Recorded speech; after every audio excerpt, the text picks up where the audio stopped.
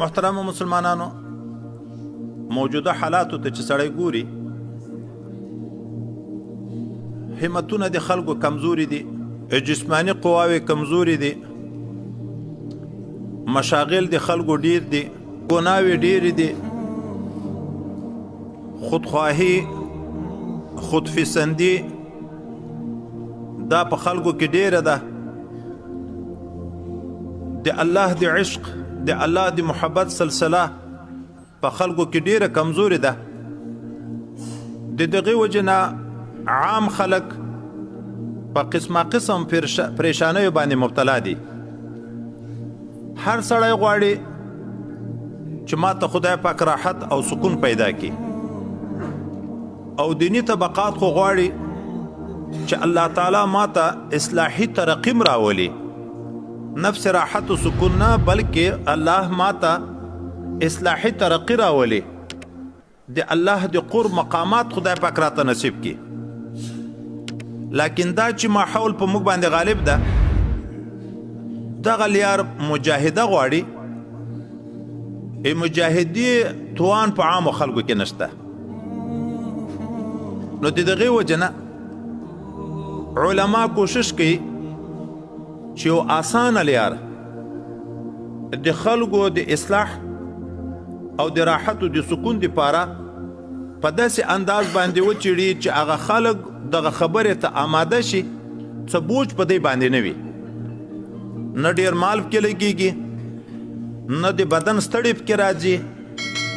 صرف او صرف دا چې سړی الله طرف ته راجع کېږي، نو آسانو نکته دا د خیال بدلولو ته ضرورت ده.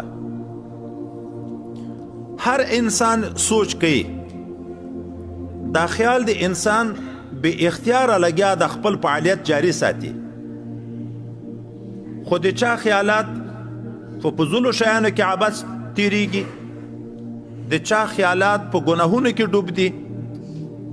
د دغه وجه نه اصل هدف د موږ نه پاتې ده. دا خیال چې بدل شي مشکل آسانه ده. سیدنا ابو ذر غفاری رضی الله تعالی عنه ته حضرت پیغمبر صلی الله علیه وسلم فرمایي چې یا ابا ذر ته څه خیال کوې؟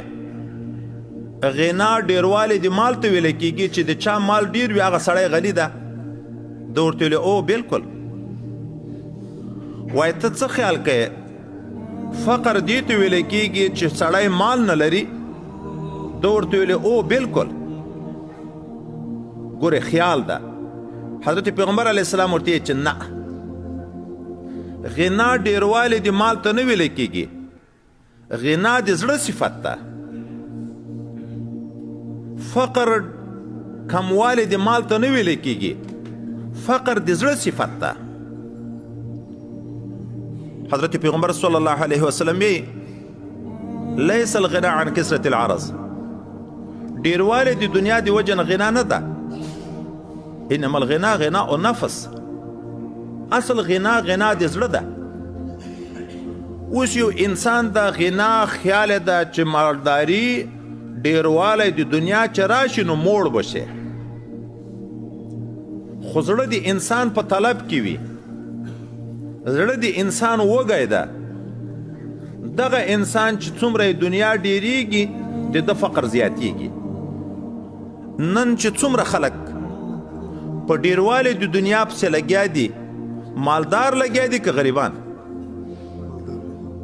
تر ټولو نه زیات طلب په مالدارو خلکو کې موجود ده.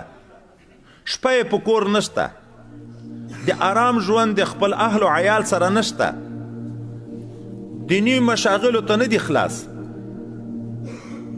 چې په کوم شي کې د دنیا د ګټې آواز اوري هغه کار شروع کوي، چې په کوم ځای کې د دنیا د ګټې آواز اوري هغه ځای ته ځان رسوي. نو سکون څنګه پیدا شي؟ زړه وږی ده، په کروڑ باندې بستوب نشته، 2 کروڑه غواړي، په 2 کروڑه بستوب نشته، 3 کروڑه غواړي. حضرت پیغمبر صلی الله علیه وسلم فرمایي د انسان طبیعت داسې ده چې غنای قلبي رانه شي، چې یوه کنده غټه د سرو زرو ډکه وي نو تمانا د دومې کوي چې دومم وای. چې دوه وي تمنا د درېیمې کوي چې درېیم هم وای دنیا ډېره خو زړه وږی بل طرف ته یو سړی دنیا نه لري خو د یغ په زړه کې خدای پاک صفت غنا پیدا کړ قناعت حاصل شو چې په تصوف کې زهد ورته وایي د زهد معنا دا ده چې د زړه نه د دنیا محبت یستل دنیا لري که نه لري داسې نه ده چې تصوف د دنیادارۍ خلاف دی دنیا د په عربو نه وي خو چې په زړه کې د محبت نه وي بیا به دغه دنیا د جنت ذریعه ګرځي چې زړه موړ شو فقر ختم قناعت حاصل زندگی په سکون او په آرام باندې شوه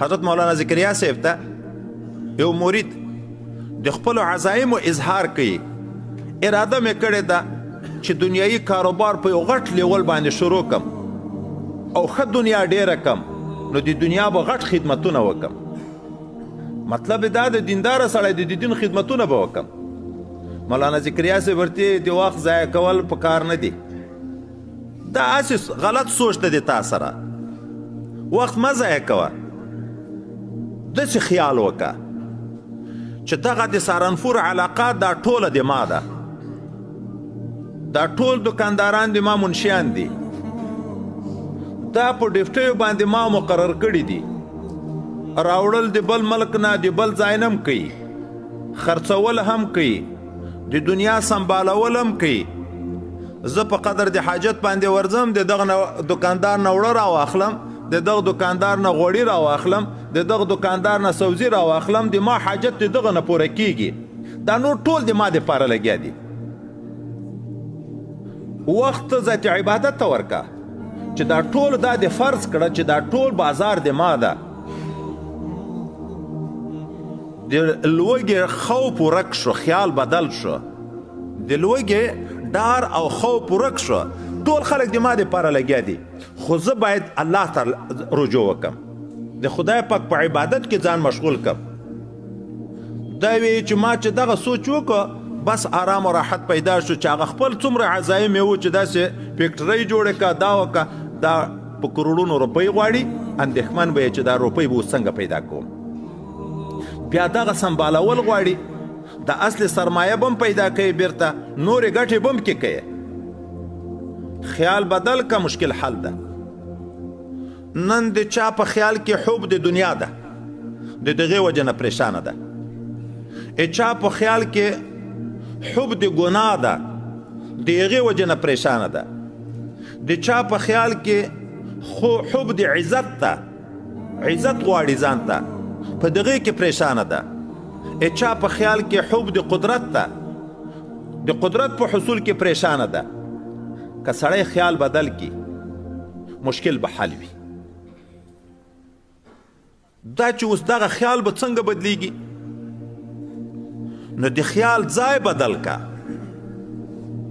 د خیال ځای زړه ده تصور چې کوي هغه زړه کوي اوس د زړه د خیال د هغه د کنټرول د هغه د اصلاح کوشش شروع کا لیکن مولانا ذکریا صاحب وی چې ډیر دینداره طبقه خلک خطا دي په دې مقصد کې دوی د ظاهر نه کوشش کوي باطن اصلاح کوي په نفلو زور کوي په خولې په اذکارو زور کوي په روژو زور کوي په صدقو زور کوي چې د دغه نه به زړه اصلاح شي اما موږ چې ګورو ډیر خلک داسې وي چې هغه نفلي اعمال زیات شي فقه کې عجب پیدا شي چې نفلي اعمال زیات شي او ریاکاری کې پیدا شي چې نفلي اعمال زیات شي تکبر پیدا شي په نورو خلکو ذاتي غټه وي د دغه نفلي اعمالو د نفلي اذکارو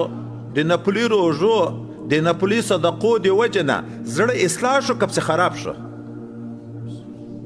خو خراب شو هغه د ګناهو په طرف باندې لاړ زړه اصلاح کا باطن ظاهر به د اصلاح کیږي ولی حضرت پیغمبر علیه السلام خبره بالعکس کوي حضور اقدس صلی الله علیه وسلم د بخاری شریف او د مسلم شریف د دواړو متفقن علیه روایت ده او حدیث ته اخر ټکرای ده الا ان فی الجسد لمضغة اذا صلحت صلح الجسد كله واذا فسدت فسد الجسد كله الا وهي القلب.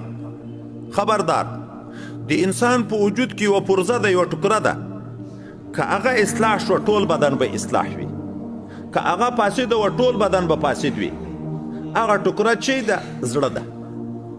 اوس رسول الله صلی الله علیه وسلم د ظاهر د اصلاح دپاره د زړه اصلاح امیر مقرر کړه.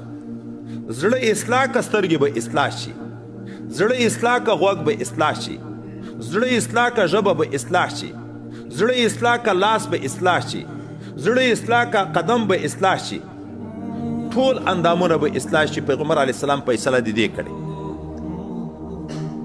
اوس دا چې د زړه اصلاح په څه شي راځي؟ زړه اصلاح کا ظاهر به د اصلاح شي. د زړه اصلاح په څه شي راځي؟ دا وایي درې شیان غواړي: بیعت، صحبت، ذکر. بیعت، صحبت، ذکر. خدا چې عام ملګري په دې باندې باید په غور فکر ورته کې پوه شي. بیعت، صحبت، ذکر، دا درې سره شیانې ګډ ذکر کړه، خو درې سره خپل اصول لري. ګوښه ذکر کوي، ثواب شته. ډېر خلک په ذکرو باندې لګیا دي، د ورځې ډېر ذکرونه کوي. ګوښه صحبت کې فایده شته.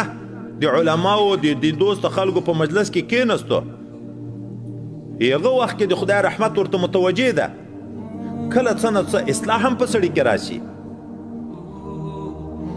خو لیکن کامل اصلاح چې راځي چې درې سره شیان جمع شي، چې بیعت هم وي او بیا د خپل شیخ سره صحبت هم وي، بیا د شیخ د ذکر د فرمودې موافق ذکر هم وي.